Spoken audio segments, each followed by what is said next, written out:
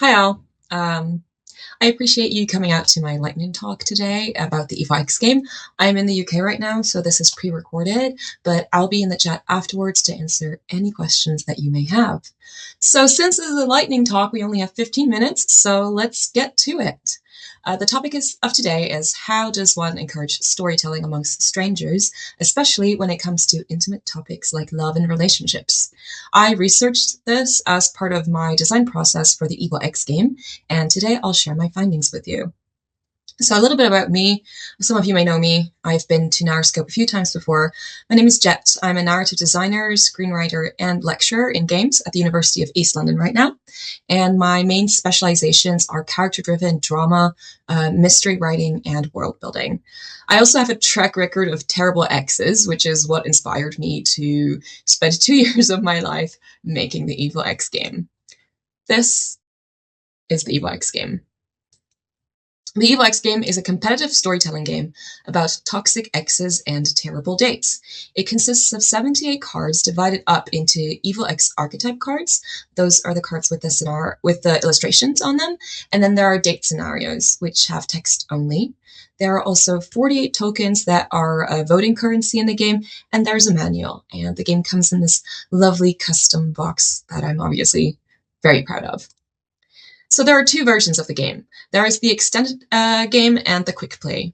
The core game loop is the same overall, though. So basically the way it goes is the dealer draws a card, players overshare, everyone votes for their favorite story, and the winner becomes the new dealer. And you continue the game like this. You win the EVOX game by being the first player to get rid of all 6 tokens or collect 3 cards of the same type, meaning either 3 archetype cards or 3 date scenario cards. Quick play will be the standard rule set for the future, but designing the original extended version really gave me a lot of insight into how people come up with stories and how they share them and how they receive other people's stories and what sort of mechanics motivate people to share, whereas other mechanics might be a bit detrimental to that cause. So that's why I'll be talking about both. The EVOX game is a particularly interesting case study for talking about the social potential of games because I tested it and iterated on it across 3 different countries that have somewhat different social norms and therefore also have different attitudes towards what people can share and under what conditions they can do so. So the countries were the United States, specifically New York City, because that's where I did my master's, the Netherlands, and the United Kingdom. And I used feedback from all of these different groups to develop the final version of the game. So without further ado, let's get into the techniques that I use to encourage storytelling in the EVOX game. First of all, setting the mood, aka onboarding.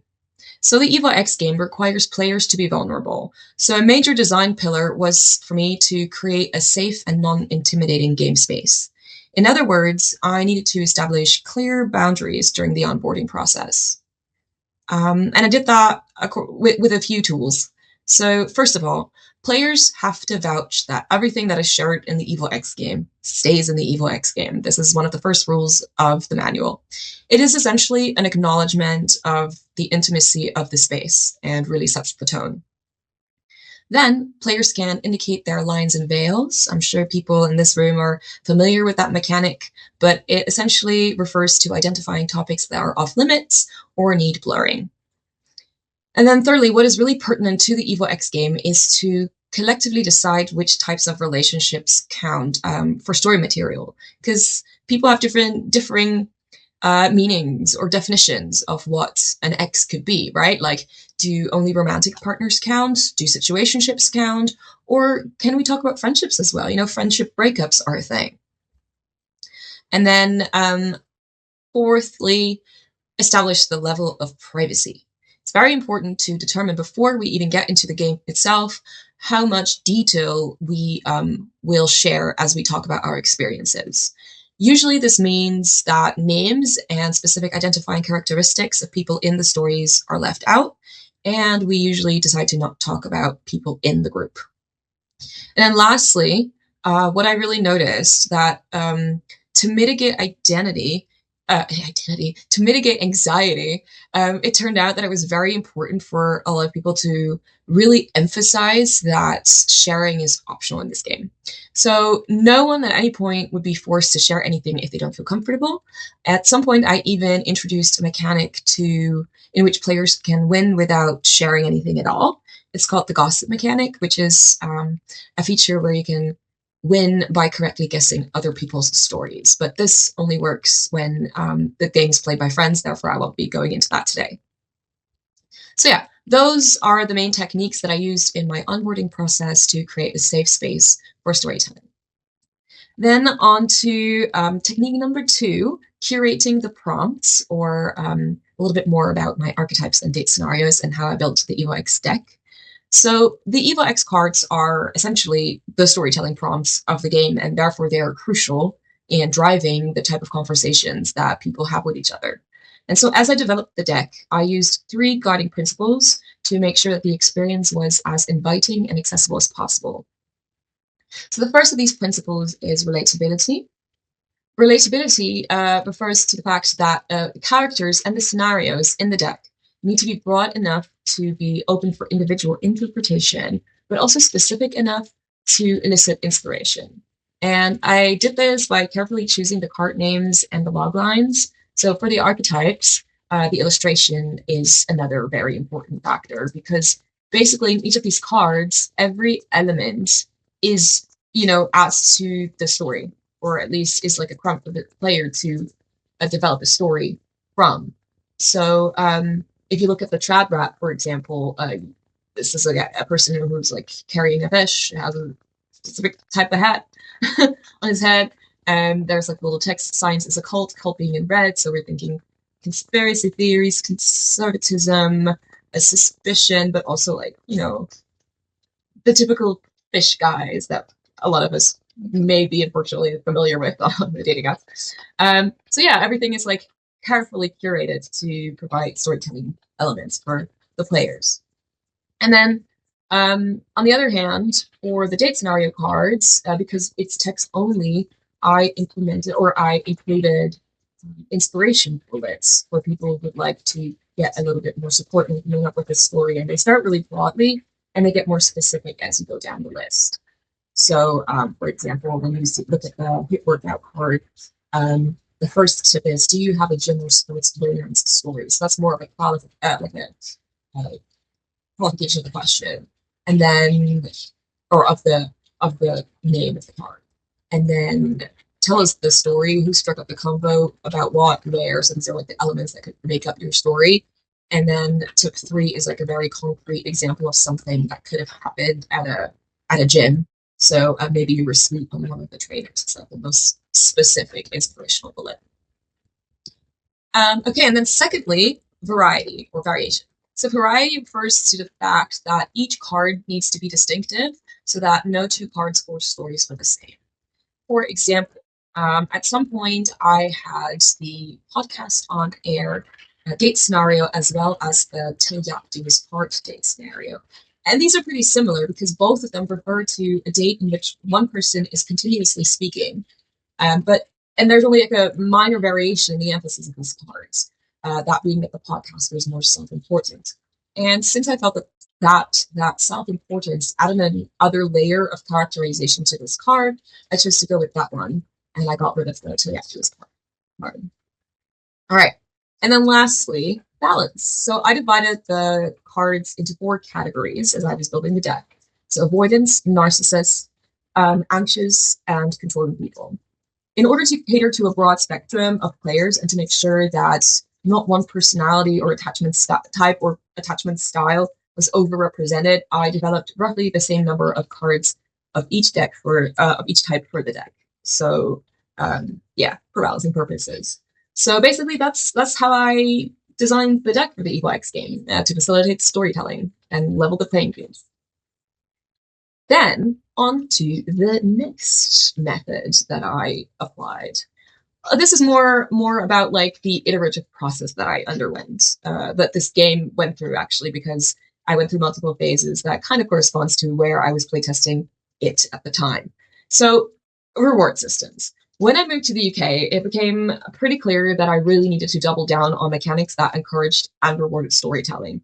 In the United States, people were very eager and excited to talk about these things, but here in the UK, generally my playtesters were a little bit more reserved. So I introduced a major feature called tokens. And I will repeat that tokens are now obsolete in the quick play version of the game.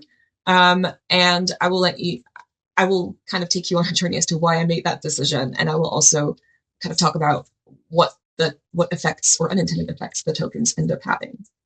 So the way that the tokens initially worked was in a sort of Texas Hold'em way.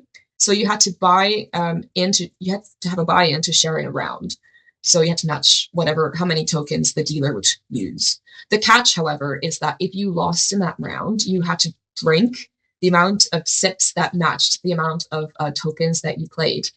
So the idea here was that people would become more and more loose-lipped as the game progressed, and that would encourage them to share more openly. Now, there are some obvious ethical problems with this, and I also know that players perceived the drinking penalty as punishment, even though it was already quite a big step to share in the first place. And I wanted to encourage them to keep doing that. So I changed the function of the tokens, and now they were an indicator of how intense a dealer's story was going to be. So if they played one token, it would be a pretty accessible story, so the bar would be a little bit lower to participate, and 3 would mean that the story was spicy as hell. The idea was that this helps players decide if they want to share or not, and it adds some strategy to the game. If you can't meet the buy-in, you're not allowed to share. So in the end, though, I decided to get rid of the tokens because while introspection is fun, lightness is what I wanted to go for, and simplicity is crucial for that. So 4, timing is everything. Speaking of simplicity, using a 2-minute timer was one of the smallest but most impactful limitation placed on the storytellers. It makes sharing less intimidating, and it keeps the gameplay light. Players don't have to fill the full 2 minutes, but after 2 minutes, they may only finish their last sentence, and then they must end their story. This makes sure that everyone gets a turn to speak. And then finally, dealing and stealing, and this is where things got really interesting and really came together. So the main game contained a feature called stealing, which became the foundation for quick play. And the reason that stealing worked was that I found that players are reluctant if they don't have context of other people's stories before they share. So being the dealer in a way was the hardest position to be in because you have to kick off the round. So, however, once someone then sparked or started a story, it sparked inspiration in other people, and then they would want to add on to the dealer's story. So this became the most engaging part of the game. And the way that it works is that the dealer draws a card and can decide to play it or not. And if they play it, they share their story. And then afterwards, people can challenge that story by stealing the card. And this then forms a chain of stories that usually becomes increasingly unhinged. And the benefit of that is that it made gameplay faster. The card turnover is a lot quicker. So players get to tell more stories, and players get inspired by the stories that have already been shared. So I found that simplifying and streamlining the game as much as possible really encouraged players to open up. And the tokens also forced too much planning and anticipation of a round in advance, which created a little bit more anxiety with the players, and therefore I got rid of them.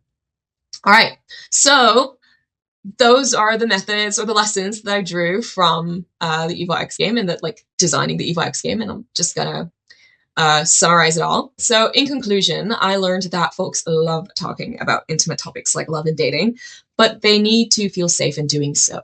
And they also need to feel like they have a high level of agency and that they can always opt out if they want to. So my goal was to create a space where boundaries are respected and sharing feels natural rather than a challenge. And everyone should feel like they can meaningfully contribute to a conversation that's taking place. So the techniques that I used to achieve this were managing boundaries and expectations through onboarding, number one, through curating prompts in a way that they inspire storytelling. And to do that, the guiding principles of balance, variation, variety, and relatability were very important. And the way that I achieved this was by experimenting with simplification and positive reward systems that made sharing feel, like I said, natural, so that the story and a good example of this would be the story chains that emerged from the stealing mechanic. So I really believe that games have an enormous potential to bring people together, and we really need more spaces in which people can do that. So if you're currently working on a storytelling game, I think these methods will help create a space in which people feel connected and comfortable to share and tell stories in a playful way. So that was a lot at the end because I realized that I was already talking for way too long. But that's essentially it. I wanted to say thank you again for attending my lightning talk. Please do let me know if you have any questions about the game, the design process, or if there's anything else you would like to know about this presentation. The link to the game is very simple. It's evilxgame.com. If you're interested in checking it out, and my handle is at Jet Vellinga on all socials and on LinkedIn. And this QR code will directly take you to my LinkedIn if you want to connect. Thank you so much.